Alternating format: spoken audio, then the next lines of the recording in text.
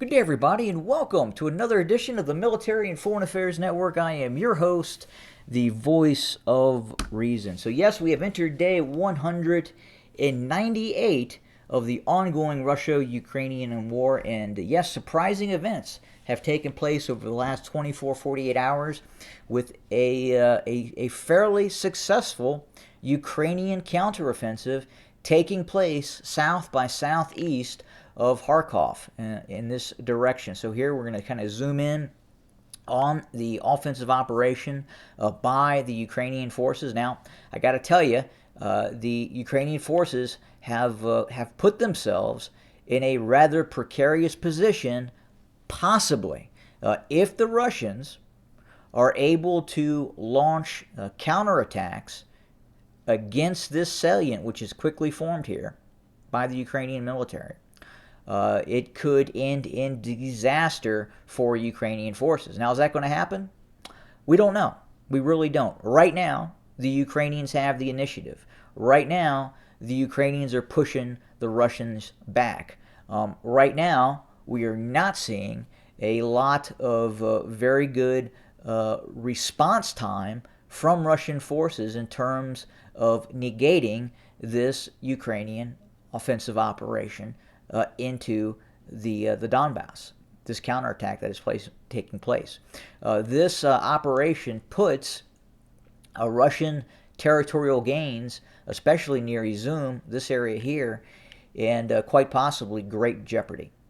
It also could see the encirclement of Russian troops located in this area as well. Now, with that being said, we have received reports that Russia is quickly moving elite airborne and Spetsnaz formations into this area to stop this ongoing Ukrainian offensive operation that, again, right now is proving to be relatively successful. Now, will that continue to be successful? Very difficult to say. Now, from a military viewpoint, as we watch this, I got to tell you, most analysts have to really be scratching their heads and questioning the capability of both the Russian Air Force and, to a lesser extent, I would have to say, the Russian ground forces. And the reason I say that is, going into this conflict, it would have seemed completely reasonable that the Russians would have been able to prevent this sort of operation by the Ukrainians by simply just cutting off Ukrainian supply routes on the eastern bank of the Dnieper River. It seemed to be very, very logical that the Russians would have had the capability to just blow all these bridges and through interdiction means prevent the Ukrainians from reinforcing the eastern side of the Dnieper River. And that has not happened yet. Do the Russians not have interdiction capability? I know if we were looking at this from the viewpoint of the United States could see a lot of these movements in real time, and I have to say that the Ukrainians are benefiting from that technology. We do know the United States has early warning aircraft flying over the far western portions of Ukraine, possibly in Ukraine itself, and are providing real-time intelligence information on the movements of Russian forces, both with satellite assets and then obviously airborne assets as well. And that has given the Ukrainians a very, very good advantage in this ongoing conflict, because it's very, very obvious right now that the Russians don't have that capability. The Russians right now do not seem to be able to detect the movements of Ukrainian forces moving in columns on these roadways, and then furthermore having the capability of then calling in interdiction missions to attack these columns that are moving said towards objectives. And that has to be very, very concerning for the Russia watchers at this point. No one would have anticipated that we would have seen this kind of success from the Ukrainian military. Now, we would not have seen this kind of success from the Ukrainian military with the Ukrainians operating by themselves. However, that's not the case. the Ukrainians are being fully assisted, quite possibly with direct intervention, by its NATO partners in the United States. And that is kind of creating the situation that we're seeing now. And that's what makes this situation very, very dangerous. The mainstream media right now is not reporting just how dangerous this situation is. And when I mean dangerous, I'm talking mushroom cloud dangerous. And I don't think people really understand where this could eventually go. I also don't think Ukrainians understand that, well, maybe they do, maybe they don't. Ukraine does not share a border with the United States. Ukraine shares a border with the Russian Federation. That is not going to change. Look at what occurred in Afghanistan.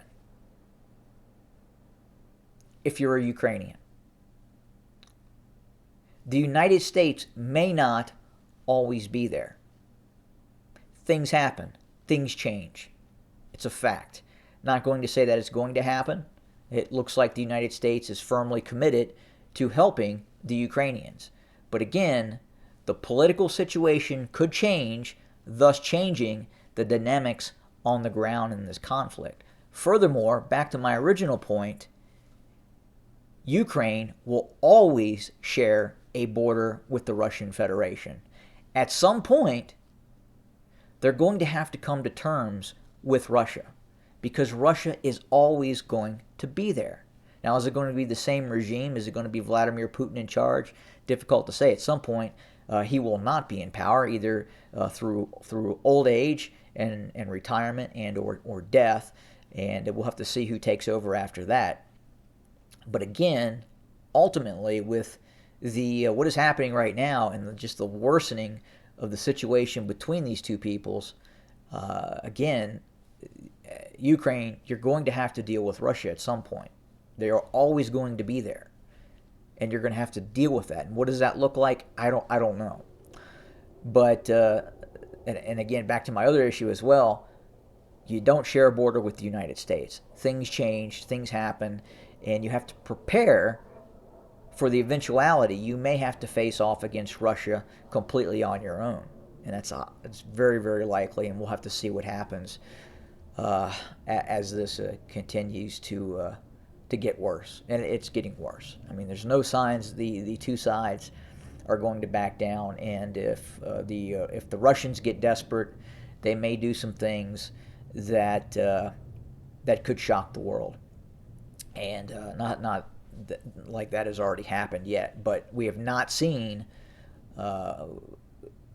even outside the scope of the nuclear realm, we have not yet seen the full weight of Russian power being displayed in terms of what it could do to some of these Ukrainian cities. And will we see that in the future? Difficult to say. But things are getting worse. Things are not getting better. This may look like a victory for the Ukrainians, but ultimately, I'm not sure about that. This could prove to be a disaster for the Ukrainians in the end. But we'll have to keep watching, and we'll continue to do that, and obviously bring you more content for your consumption. Thanks for joining us, and as always, have a good day.